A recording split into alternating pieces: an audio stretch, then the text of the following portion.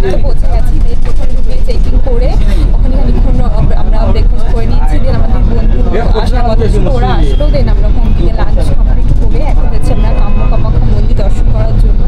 আর এখন on the way আছি, আর almost পৌঁছে যাব। তো তারপর ওখানে দর্শন করে একটু চারিদিকটা একটু ঘুরবো, ঘুরে দেন আমরা আবার রাত্রে ঘরতেই ওখানেই থাকবো, স্টে করবো। দেন অ্যাকচুয়ালি কালকে সকালে আমাদের মেইন এক্সপ্লোর শুরু হবে মেঘালয়ের জন্য। তো আমাদের সাথে থেকো আর আপডেট দিতেই থাকবো।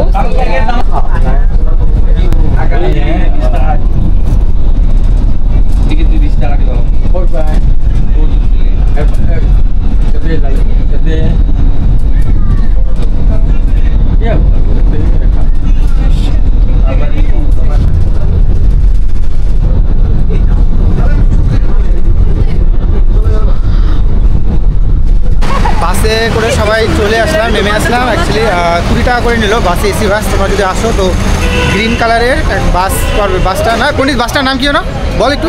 গ্রিন কালার বাস। গ্রিন কালারের বাস 20 টাকা করে নেয়। এই হচ্ছে মন্দিরে ওঠার সিঁড়ি, আর সাইডে এরকম দু সাইডে পুরো দোকান।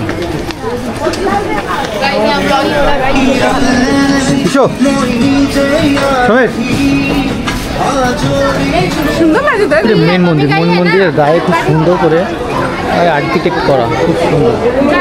আর মন্দিরে যদি পুজো দিতে হয় তাহলে তোমার আসতে হবে হচ্ছে বিকেল 5টার সময় টোকেন হয়।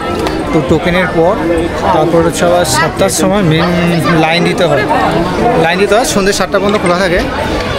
তো আমরা অ্যাকচুয়ালি পুজো দেওয়ার ওরকম কোনো প্ল্যান নেই, আমরা অ্যাকচুয়ালি মেন দর্শন করবো বলে এসেছি সবাই মিলে। তো ভিতরটায় আসলে একটু মনে হয় যে একটু পিস জায়গা, খুব সুন্দর, বেশ পবিত্র জায়গা। আর এখানে কিন্তু বলি হয়, এই যে এখনও দেখো যে এতটা পরিমাণ লাইন, এই যেগুলো সব পুজো দেওয়ার জন্য এই যে লাইন। তো মোটামুটি 6-7 ঘন্টা চলে যায় পুজো দেওয়ার পিছনে, 6-7 ঘন্টা চলে যায়। আর এইখানে মেন হচ্ছে প্রদীপ ধরায় লোকজন এখানে।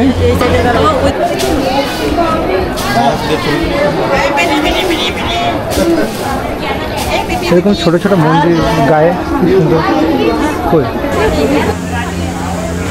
এদিকে দেখো।